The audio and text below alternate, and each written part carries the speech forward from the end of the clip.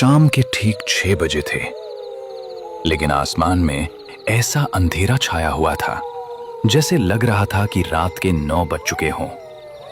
एक पुराना खटारा रिक्शा हिचकोले खाता हुआ पहाड़ी रास्ते पर चल रहा था। रिक्शा के अंदर केवल 2 लोग थे, एक रिक्शा वाला और दूसरा पिछली सीट पर बैठा आर्यन। आर्यन जो दिल्ली का एक खोजी पत्रकार था, रिक्शा से बाहर देख रहा था। बाहर रात की धुंध इतनी घनी थी कि 5 फीट दूर का पेड़ भी किसी भूतिया आकृति जैसा लग रहा था। अचानक रिक्शा एक जोरदार झटके के साथ रुक जाता है। लो भाई, तुम्हारा स्टॉप आ गया है। इससे आगे मेरा रिक्शा नहीं जाएगा, तुम्हें यही उतरना होगा। भाई साहब, लेकिन नक्शे के हिसाब से काली घाटी गांव अभी भी यहाँ से 4 किलोमीटर दूर है, और आप मुझे यहाँ बीच में डरावने जंगल में क्यों उतार रहे हो? रिक्शा वाले ने अपना सिर घुमाया और आर्यन की आंखों में देखा। उसकी आंखों में एक अजीब सा डर था। उसने रिक्शा के हैंडल को कसकर पकड़ रखा था। बेटा, तुम यहाँ नए हो क्या? इस रास्ते पर शाम ढलने के बाद कोई भी गाड़ी या इंसान काली घाटी गांव की सीमा पार नहीं करता। वो सामने जो पुराना बरगद का पेड़ देख रहे हो ना बेटा, उसके पार करते ही काली घाटी गांव का रास्ता शुरू हो जाता है। मेरा रिक्शा उस रास्ते से नहीं जाता। अरे तो भाई, मैं 4 किलोमीटर इस जंगल के रास्ते से इतनी रात को मैं क्या चल कर जाऊंगा क्या? और आपको डर किस बात का लग रहा है? इस रास्ते से क्या डाकू रहते हैं क्या? रिक्शा वाले की आंखों में अब और भी गहरा डर उतर आया था। उसने कांपती हुई आंखों से बाहर इशारा किया। उसकी नजरों में दया नहीं बल्कि चेतावनी थी। डाकू होते तो हम बंदूक लेकर चले जाते बेटा। वहां वो है जिससे बंदूक भी नहीं लड़ सकती, काला पानी। आर्यन को लगा ये ड्राइवर उसे डराने की कोशिश कर रहा है ताकि ज्यादा किराया मांग सके, या फिर ये स्थानीय अंधविश्वास है। उसने बहस करना ठीक नहीं समझा। उसने अपना भारी बैग हाथ में लिया और रिक्शे से नीचे उतर गया। ठीक है भैया, आपका बहुत बहुत धन्यवाद जो आप मुझे यहाँ तक छोड़ने के लिए आए। जैसे ही आर्यन रिक्शा से नीचे उतरा, रिक्शा वाले ने तुरंत अपना रिक्शा पलटा और वापस जाने लगा, जैसे रिक्शा वाला किसी मौत के मुंह से भाग रहा हो। देखते ही देखते रिक्शा वाला रिक्शा लेके उस अंधेरे धुंध में गायब हो गया।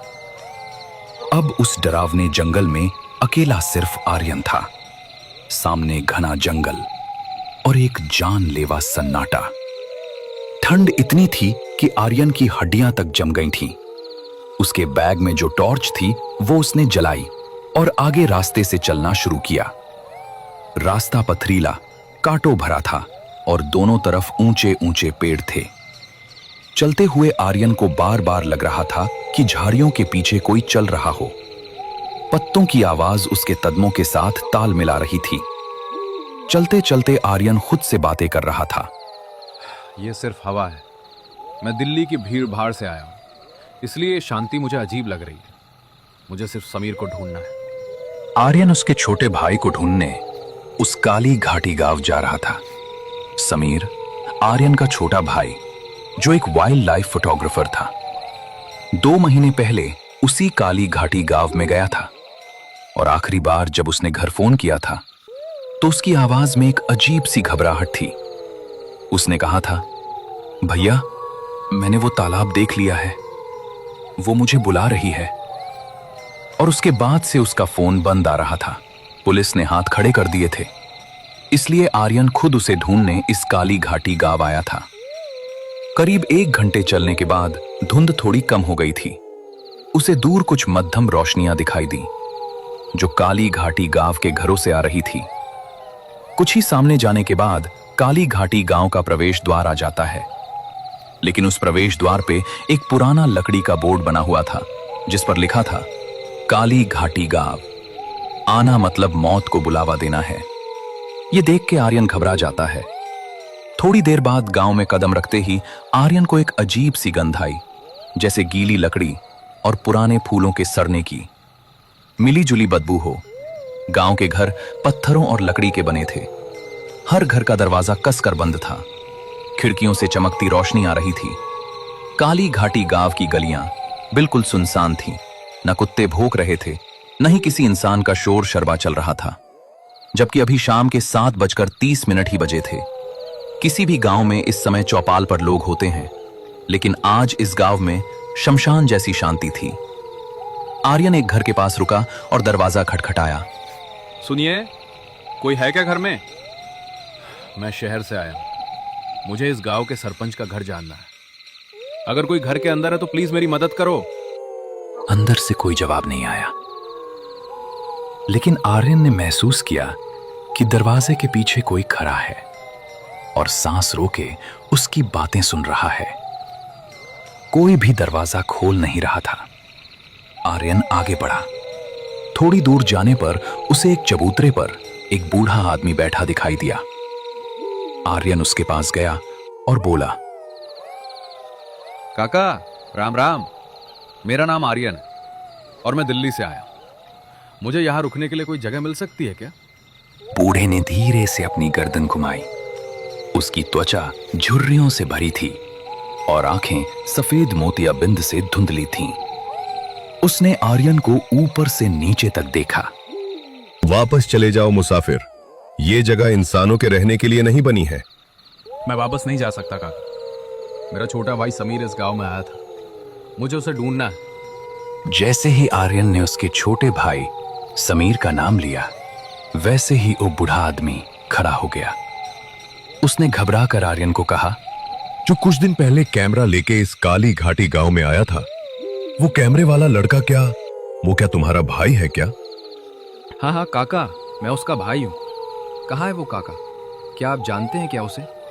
बूढ़े ने चारों तरफ देखा, जैसे उसे किसी बात का डर हो कि हवाएं उनकी बातें तो नहीं सुन रही है। उसने आर्यन को अपने पास नजदीक बुलाया और उसको धीमी आवाज में फुसफुसाते हुए कहा, बेटा, तुम्हारा छोटा भाई इस गांव में जो काला पानी का तालाब है उसके तरफ गया हुआ था। मैंने उसे रोका भी था, लेकिन तुम्हारे छोटे भाई ने मेरी बात नहीं सुनी।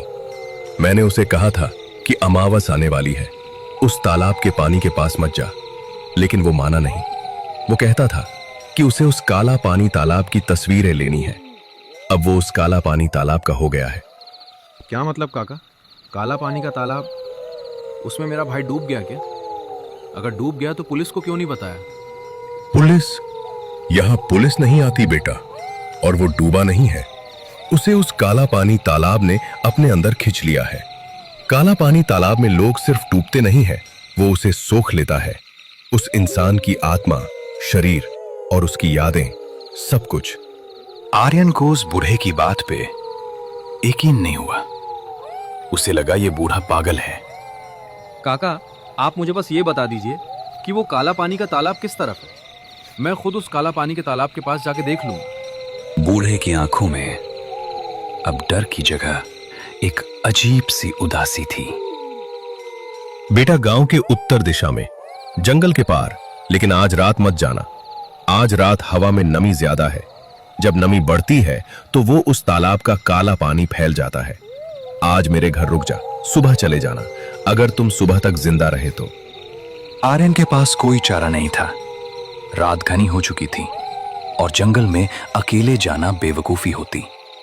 वो बूढ़े के घर में रुकने के लिए तैयार हो गया। उसी पल दोनों साथ साथ उस बूढ़े आदमी के घर जाने लगते हैं। थोड़ी देर बाद दोनों घर में आ जाते हैं। बूढ़े का नाम हरिया था। उसका घर छोटा था, जिसमें सिर्फ एक कमरा और एक रसोई थी। हरिया ने आर्यन को खाने के लिए सूखी रोटी और प्याज दिया। लालटेन की रोशनी में दोनों बैठे थे। हरिया काका, ये काला पानी तालाब का क्या किस्सा है? आखिर एक तालाब से पूरा गांव इतना डरता क्यों है? बरसों पहले की बात है बेटा। वो तालाब ऐसा नहीं था। उसका पानी कांच जैसा साफ सा था। हम उस तालाब के पानी को अमृत कहते थे। लेकिन फिर गांव में पानी का अकाल पड़ा और फिर गांव के तांत्रिक भैरव